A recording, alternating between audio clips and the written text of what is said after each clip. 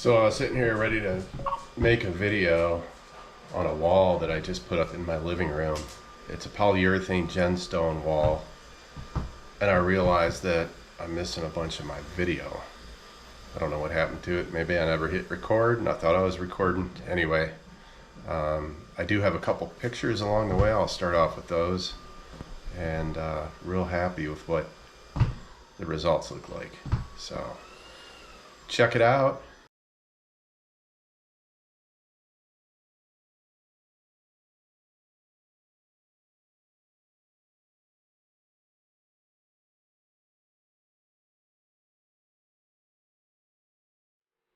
Okay, this is as far as I got for today. I don't know how long it's been, maybe 2.5 hours. I mean, this is just polyurethane, so it looks pretty darn good.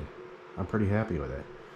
It got tricky because my floor is unlevel, or my ceiling's unlevel. My last strip up there is narrowing. I had to do some trickery on that piece and trim it up and make it work.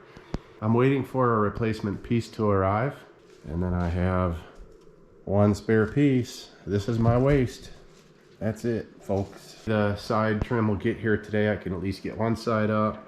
That one last piece is probably going to take about a week.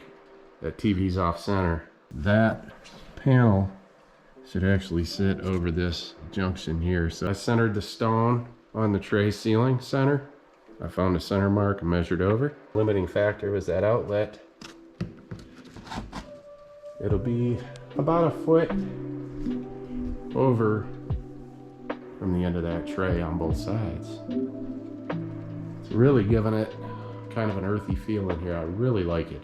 Really glad I did this. All right, more to come. I'll give you the price on this also.